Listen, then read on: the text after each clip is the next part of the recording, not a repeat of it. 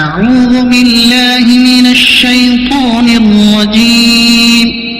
بسم الله الرحمن الرحيم. الحمد لله نحمده ونستعينه ونستغفره ونؤمن به ونتوكل عليه ونعوذ بالله من شرور أنفسنا ومن سيئات أعمالنا. من يهده الله فلا مضل له ومن يضلله فلا هادي له، ونشهد أن لا إله إلا الله وحده لا شريك له، ونشهد أن سيدنا وسندنا وحبيبنا ونبينا ومولانا محمدا عبده ورسوله، وصلى الله تعالى على خير خلقه محمد وعلى آله وأصحابه أجمعين. أما بعد، فأعوذ بالله من الشيطان الرجيم. بسم الله الرحمن الرحيم. أجيب دعوة الداع إذا دعاني فليستجيبوا لي وليؤمنوا بي لعلهم يرشدون. صدق الله العظيم وصدق رسوله النبي الكريم، ونحن على ذلك لمن الشاهدين والشاكرين، والحمد لله رب العالمين.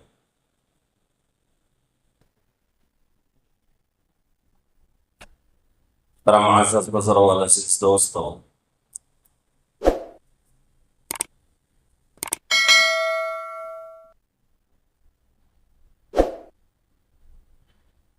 اللہ رب العزت نے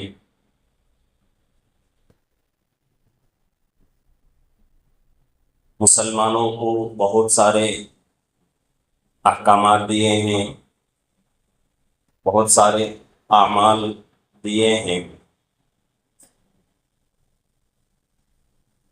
جن کے اوپر مسلمان عمل کرتا ہے اور عمل کرنا ضروری بھی ہے۔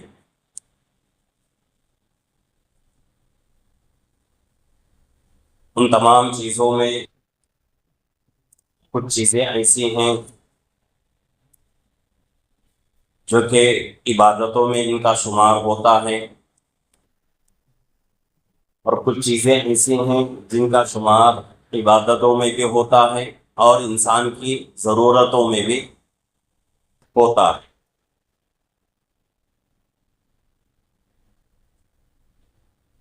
جیسا کہ نماز ہے، نماز اللہ کی عبادتوں میں سے ایک محترم بالشان عبادت ہے۔ روزہ ہے، یہ بھی اللہ کی عبادت ہے۔ زکوٰۃ ہے، یہ بھی اللہ کی عبادت ہے۔ حج ہے، عمرہ ہے، صدقہ خیرات ہے، یہ تمام چیزیں عبادتیں بھی ہیں، اور ان میں سے کچھ چیزیں ایسی ہیں جو کہ عبادتوں کے ساتھ ساتھ وہ انسان کی ضرورتوں میں بھی شامل ہوتی ہیں۔ جیسا کہ روزہ ہے، روزہ اللہ کی عبادت ہے، اللہ کا حکم ہے۔ روزے کا اہتمام کرنے کی وجہ سے انسان کی صحت اچھی رہتی ہے، انسان کی بیماریاں ختم ہو جاتی ہیں، کم از کم انسان کے بدن میں جو بیماریاں ہیں وہ بیماریاں بڑھتی نہیں ہیں روزے کی وجہ سے۔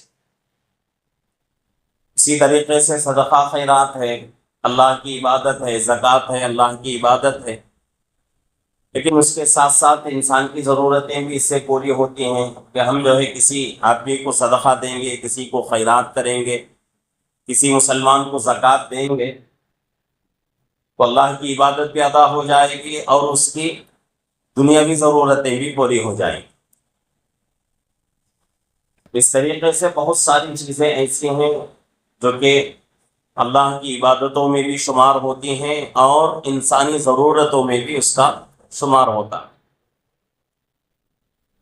جیسا کہ نکاح ہے، نکاح اللہ کی عبادت ہے، اللہ کے نبی پاک صلی اللہ علیہ وسلم کی سنت ہے، اور اللہ کی عبادت اور نبی پاک صلی اللہ علیہ وسلم کی سنت ہوتے ہوئے انسان کی ضرورت بھی۔ نکاح کرنے سے انسان تقوی والی زندگی گزار سکتا ہے، عفت والی زندگی گزار سکتا ہے، گناہوں سے بچ سکتا ہے، اللہ کی عبادت بھی ادا ہو جاتی ہے، نبی پاک صلی اللہ علیہ وسلم کی سنت بھی پوری ہو جاتی ہے۔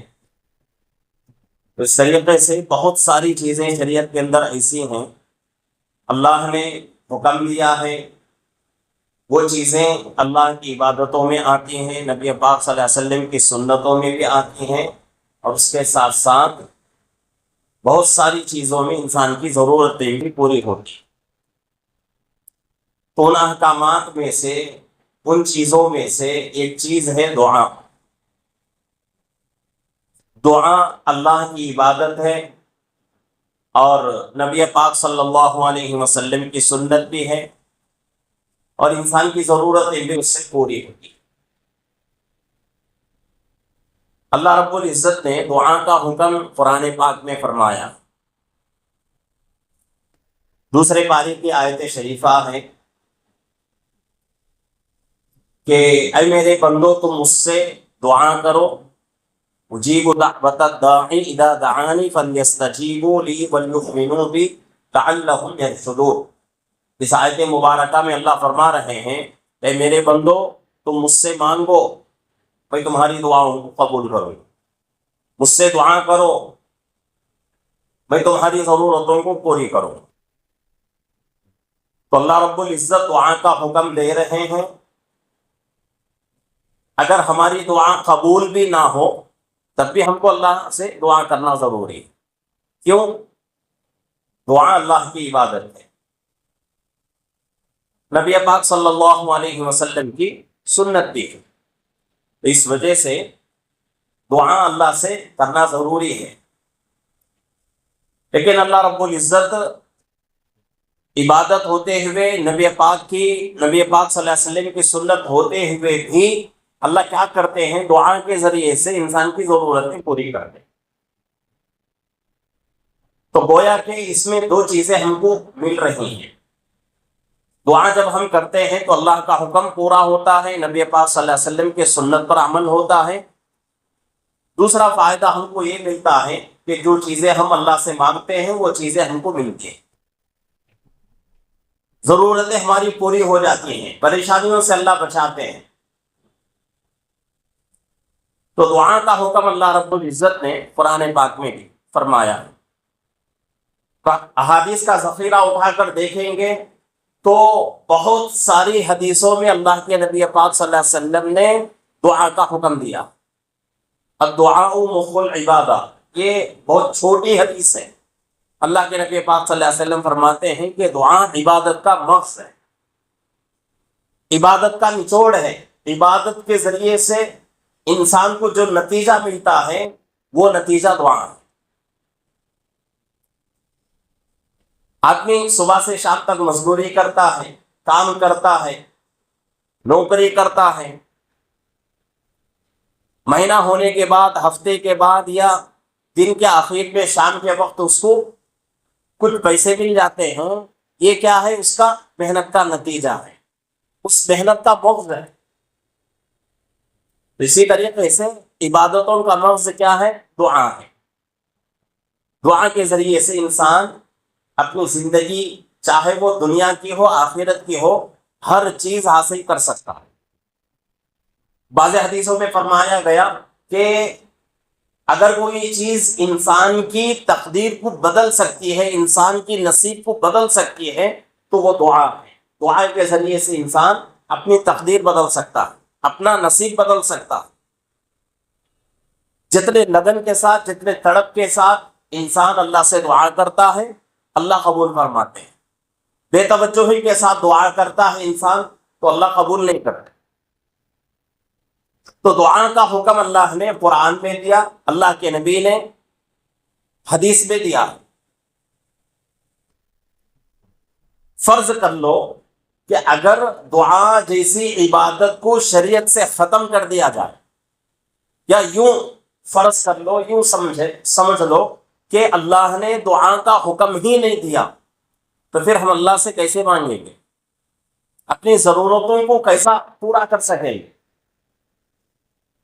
اللہ کی مدد ہماری زندگی میں کیسے آ سکتی ہے؟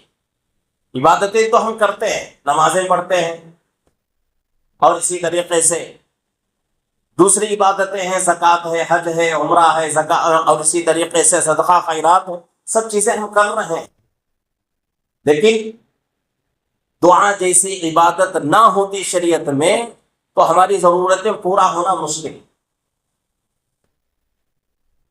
اللہ رب العزت انسان کی ضرورتیں کبھی کبھی عبادتوں کے صدقے میں اللہ پورا فرماتے ہیں، اس میں کوئی انکار نہیں، لیکن انسان کی زیادہ تر ضرورتیں اسی وقت پوری ہوتی ہیں جبکہ انسان اپنے آپ کو عاجز بنا کر اللہ کے سامنے اللہ سے عاجزی کے ساتھ مانگے، دعا کرے، تو اللہ رب العزت اس وقت اس کی ضرورتیں پوری کرتے ہیں۔ صرف ہم عبادتیں کرتے ہیں تو یہ کوئی قاعدے کلیہ نہیں ہے کہ بھئی تم عبادت کرو صرف تو ہم تمہاری ضرورتیں پوری کریں گے، اللہ نے ایسا حکم کہیں نہیں دیا۔ ہاں، اللہ کی سنت ہے، اللہ کی عادت ہے کہ اللہ رب العزت کیا کرتے ہیں، عبادتوں کی وجہ سے، عبادتوں کے صدقے میں، عبادتوں کو ذریعہ بنا کر اللہ انسان کی تو ضرورتیں پوری کرتے ہیں۔ لیکن یہ قاعدے کلیہ ہے، یہ ضروری ہے کہ انسان اگر کوئی اپنی ضرورت پوری کرنا چاہے تو اس کے لیے اللہ سے مدد مانگنا ضروری ہے۔ اسی لیے اللہ نے قرآن میں دعا کا حکم دیا، اجیب دعوت الداعی اذا دعانی فلیستجیبوا لی ولیؤمنوا بی لعلہم یرشدون، کہ تم مجھ سے مانگو، میں تمہاری دعاؤں کو قبول کروں، میں تمہاری ضرورتوں کو پوری کروں گا، تمہاری پریشانیاں ختم ہو جائیں گی، تمہاری مصیبتیں ختم ہو جائیں گی۔ اللہ کے نبی پاک صلی اللہ علیہ وسلم کی سیرت طیبہ اٹھا کر دیکھیں گے تو 24 گھنٹوں میں کئی گھنٹے اللہ کے نبی صلی اللہ علیہ وسلم دعا میں گزارتے ہیں۔ غزوہ بدر کا موقع ہے اور اسلام میں سب سے پہلا غزوہ پیش آیا ہے۔ جب تک اللہ کے نبی اور صحابہ مکے میں تھے کوئی جہاد نہیں ہوا۔ مکہ مکرمہ کی زندگی میں اللہ کا حکم نبی پاک صلی اللہ علیہ وسلم کو اور صحابہ کو کفار کی مصیبتوں پر صبر کرنے کا ہی تھا، ان کو منہ توڑ جواب دینے کا حکم نہیں تھا۔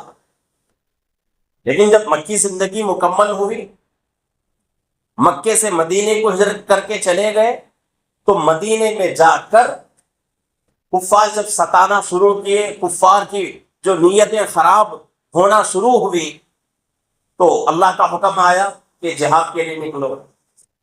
تو پہلا غزوہ اسلام کا غزوہ بدر ہے، سن 2 ہجری میں پیش آ رہا ہے، یعنی کہ مدینے کو ہجرت کرنے کے 1 سال کے بعد دوسرے سال میں جا کر غزوہ پیش آ رہا ہے۔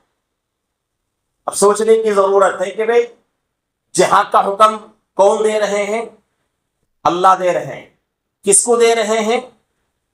دنیا کی سب سے پاک اور سب سے عظیم الشان ہستی اللہ کے نبی پاک صلی اللہ علیہ وسلم کو اللہ جہاد کا حکم دے رہے ہیں۔ تو جب اللہ جہاد کا حکم دے رہے ہیں اور اپنے محبوب کو حکم دے رہے ہیں تو کیا اللہ کی مدد نہیں آئے گی؟ ہر حال میں آئے گی۔ پھر بھی اللہ کے نبی صلی اللہ علیہ وسلم، صحابہ فرماتے ہیں کہ رات کا وقت ہوا تو وہ پوری رات اللہ کے نبی صلی اللہ علیہ وسلم دعا میں مشغول تھے اور اللہ سے دعا فرماتے تھے۔ یہ کہتے تھے، الفاظ موجود ہیں حدیثوں کے اندر کہ اے اللہ، یہ مٹھی بھر مسلمان آج ختم ہو گئے تو روئے زمین سے تیرا نام لینے والا ختم ہو جائے، اے اللہ ان کی مدد فرما۔ پھر اللہ کے نبی کو ضرورت کیا تھی؟ دعا کرنے کی۔ تو مطلب یہ ہوا کہ عبادتیں کرنے کے بعد دعا کا سہارا لینا ضروری ہے۔ دعا کا سہارا لیے بغیر عبادتیں کریں گے، عبادتیں تو قبول ہوں گی، اس میں کوئی شک نہیں ہے۔ عبادتوں سے جتنا فائدہ ہم کو ملنا ہے ملے گا، لیکن دعا کے ذریعے سے جو نتیجہ ہم کو ملتا ہے، دعا کے ذریعے سے جو فائدہ ہم کو ملتا ہے، وہ مکمل فائدہ نصیب نہیں ہو سکتا۔ تو اس لیے اللہ سے خصوصاً دعاؤں کا اہتمام کرنے کی ضرورت ہے۔ اور حدیث پاک میں یہاں تک فرمایا گیا کہ اگر کسی کے چپل کا تسمہ ٹوٹ جائے، تسمہ کس کو کہتے ہیں؟ انگوٹھے اور بازو والی انگلی کے درمیان میں چپل میں جو آتا ہے پکڑنے والا، اس کو تسمہ کہتے ہیں۔ اللہ کے نبی فرماتے ہیں اگر تمہارے چپل کا تسمہ ٹوٹ جائے تو بھی اللہ سے مدد مانگو، اللہ سے دعا کرو۔ اب ہماری سمجھ میں بات نہیں آ سکتی کہ بھئی اتنی چھوٹی چیز کے لیے ہم اللہ سے کیوں مدد مانگیں؟ کیا ضرورت ہے؟ جائیں گے بازار میں، چپل سینے والے کے پاس جائیں گے، جا کر 2-4 روپئے دے دیں گے تو وہ آدمی کیا کرے گا؟ چپل سی کے دے دے گا۔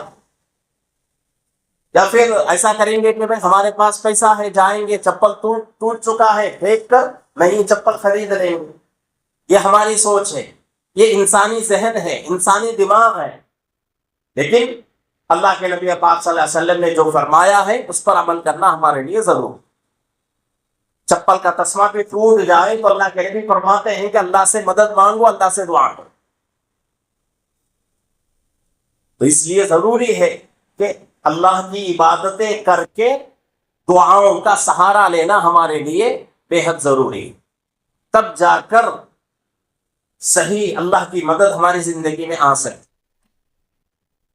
اب دعا کا اللہ نے حکم دے دیا، اور بہت سارے لوگ دعاؤں کا اہتمام کرتے ہیں، اور بہت سارے اللہ کے نیک بندے ایسے ہیں تہجد کی پابندی ہوتی ہے، تہجد میں دعائیں قبول ہوتی ہیں۔ جو بندہ تہجد میں 2-4 رکعت پڑھتا ہے، کیا وہ آدمی دعا نہیں کرتا؟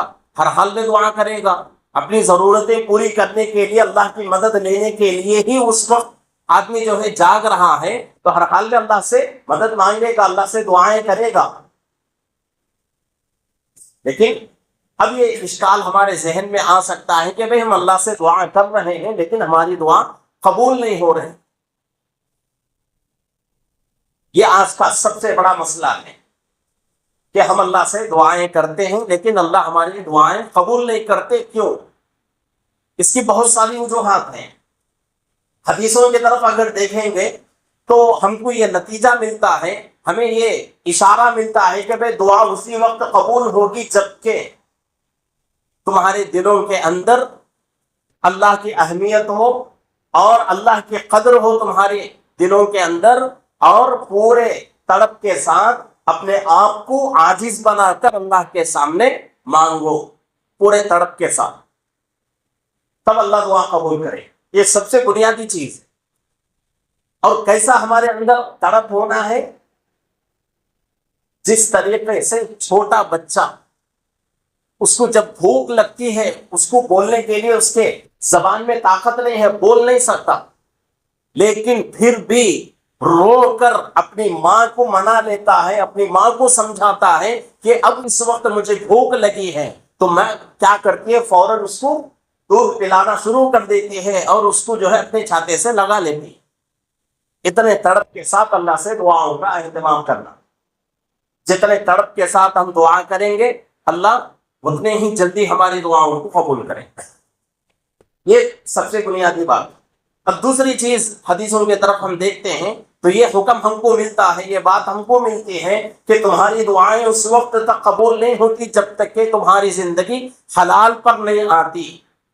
تمہاری زندگی حلال پر نہیں آتی، تمہارا کھانا حلال ہو، تمہارا پینا حلال ہو، تمہارا کمانا حلال ہو، تمہارا پہننا حلال ہو، اور جو تم کما رہے ہو مال، اس کو حلال طریقے سے خرچ کرنا، یہ تمام چیزیں ہمارے لیے ضروری۔ حلال کی زندگی اگر گزاریں گے تو اللہ دعا قبول کرے۔ نہیں، اگر ہماری جو ہے کمائی حرام ہے، یا حلال طریقے سے خرچ، تو حلال طریقے سے تو ہم کما رہے ہیں، خرچ ہمارا حرام طریقے سے ہو رہا ہے، کھانا ہمارا حرام ہے، پینا ہمارا حرام ہے، اور لباس ہمارا، کپڑے حرام ہیں، تو ایسے وقت اللہ دعا ہرگز قبول نہیں کرتے۔ اور یہ قاعدہ کلیہ ہے اللہ کا، یہ اصول ہے اللہ کا کہ جو بندہ حرام کی طرف جائے گا اللہ اس کی دعا قبول نہیں کرے۔ یہ بنیادی 2 چیزیں ہیں جس کی وجہ سے ہماری دعائیں قبول نہیں ہوں۔ یہ پہلی بات کیا ہے کہ پورے تڑپ کے ساتھ، پورے جذبے کے ساتھ اللہ سے مانگنے کی کوشش کریں۔ جتنے تڑپ کے ساتھ اللہ سے مانگیں گے اتنی جلدی ہماری زندگی میں اللہ کی مدد آ سکتی ہے۔ دوسری چیز، اپنی زندگی کو حرام سے پاک کریں، حلال کی طرف لے کر جائیں، اس وقت اللہ کی مدد آئے گی، ہماری دعائیں قبول ہوں۔ اس کے ساتھ ساتھ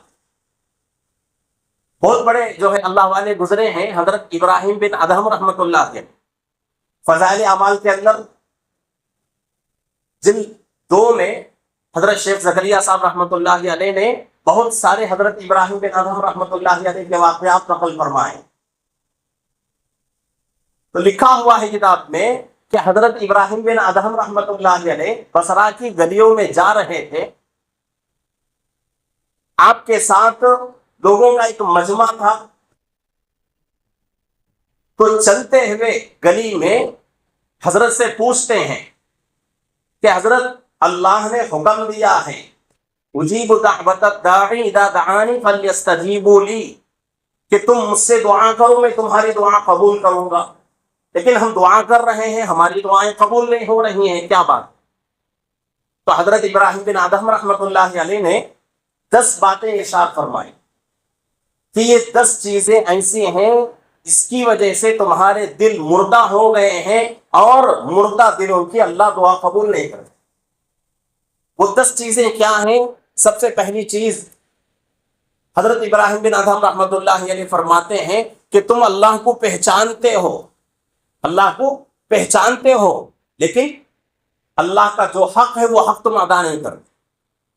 اللہ کو تو پہچان لیے، اللہ کی معرفت حاصل ہو گئی، اللہ کی طاقت تمہاری سمجھ میں آ گئی، لیکن صرف اتنا کافی نہیں ہے۔ اس کے بعد ہماری ذمہ داری کیا ہے کہ بھئی ہم اللہ کا حق ادا کریں۔ قرآن کہتا ہے یا ایھا الذین آمنوا اتقوا اللہ حق تقاتہ، اے ایمان والو اللہ سے ڈرو۔ کیسے ڈرنا ہے؟ حق تقاتہ، جیسے کہ اس سے ڈرنے کا حق ہے۔ مسلمان کو جس طریقے سے اللہ سے ڈرنا ہے اس طریقے سے ڈر تمہارے اندر پیدا ہو۔ تو حضرت ابراہیم بن ادہم رحمۃ اللہ علیہ فرماتے ہیں کہ تم اللہ کو تو پہچان لیے لیکن اللہ کا حق ادا نہیں کر رہے ہو۔ دوسری بات یہ ہے کہ تم رسول اللہ صلی اللہ علیہ وسلم سے محبت کا دعویٰ تو کرتے ہو لیکن آپ کی سنت پر عمل نہیں کرتے۔ نبی پاک صلی اللہ علیہ وسلم کے ساتھ محبت کا دعویٰ ہے، ہر مسلمان دنیا کا کہتا ہے کہ بھئی نبی پاک صلی اللہ علیہ وسلم سے محبت کرتا ہوں، لیکن محبت کا حق کیا ہے کہ آپ کی سنتوں پر عمل کیا جائے۔ آج ہماری زندگی میں اللہ کے نبی پاک صلی اللہ علیہ وسلم کی کتنی سنتیں ہیں، کتنی سنتوں پر ہم عمل کر رہے ہیں۔ میں چھوٹی چھوٹی سنتوں کی بات نہیں کر رہا ہوں، جو بڑی بڑی موٹی موٹی سنتیں ہیں وہ سنتیں بھی ہمارے زندگی سے غائب۔ کھانے پینے میں، اٹھنے بیٹھنے میں، چلنے پھرنے میں، سونے جاگنے میں، استنجا جانے آنے میں، یہ موٹی موٹی ضرورتیں ہیں، موٹی موٹی سنتیں ہیں۔ ان سنتوں پر بھی ہم عمل نہیں کر سکتے۔ اب اس سے بڑھ کر بہت ساری سنتیں ہیں، عبادتوں میں سنتیں ہیں، جیسا کہ نمازوں کے اندر ہیں، تو وہ سنتوں پر ہم کہاں سے عمل کریں گے؟ تو حضرت ابراہیم بن ادہم رحمۃ اللہ علیہ فرماتے ہیں کہ بھئی تم لوگ اللہ کے نبی سے محبت کا دعویٰ تو کرتے ہو لیکن اللہ کے نبی کی سنتوں پر عمل نہیں کرتے۔ اب تیسری چیز حضرت فرماتے ہیں کہ تم قرآن کی تلاوت تو کرتے ہو، قرآن تو پڑھتے ہو، لیکن قرآن کے احکامات پر عمل نہیں کرتے۔ اب یہاں ہم کو سوچنے کی ضرورت ہے کہ حضرت ابراہیم بن ادہم رحمۃ اللہ علیہ کیا فرما رہے ہیں؟ تم قرآن پڑھتے ہو لیکن اس کے احکامات پر عمل نہیں کرتے۔